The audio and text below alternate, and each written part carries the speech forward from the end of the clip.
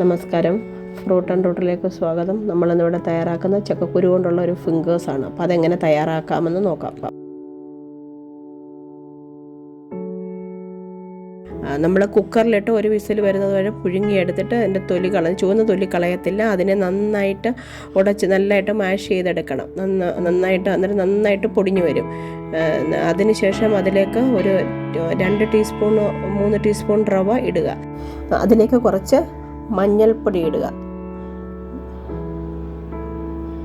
കുറച്ച് മുളക് പൊടി, 1 ടീസ്പൂൺ മുളക് പൊടി, കുറച്ച് ഗരം മസാലപ്പൊടി ഇടുക, ഒരു പിഞ്ച് ഗരം മസാലപ്പൊടി, പിന്നെ ഒരു പിഞ്ച് കായപ്പൊടി, പിന്നെ കുറച്ച് ആവശ്യത്തിന് ഉപ്പ്. ഇതിലേക്ക് ബ്രെഡ് ക്രംസ് 1 ടേബിൾ സ്പൂൺ ഇടുക. അതിനുശേഷം ചെറിയ ഉള്ളി ചെറുതായിട്ട് അരിഞ്ഞത് 2 എണ്ണം, പിന്നെ ജിഞ്ചർ ഗാർലിക് പേസ്റ്റ് 1 ടീസ്പൂൺ,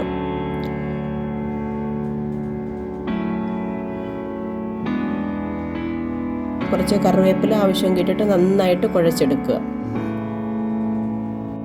മാവ് നന്നായി കുഴച്ച ശേഷം നല്ല റോളായിട്ട് ഒതുക്കി ഉരുട്ടിയെടുക്കുക. അതിനുശേഷം ബ്രെഡ് ക്രംസിൽ മുക്കിയെടുക്കുക. ബ്രെഡ് ക്രംസിലോ റവയിലോ മുക്കിയെടുക്കാം. ഈ ചക്കക്കുരുവിൻ്റെ ഫിംഗേഴ്സ് എടുത്ത് നല്ല തിളച്ച എണ്ണയിലിട്ട് പൊരിച്ച് എടുക്കുക.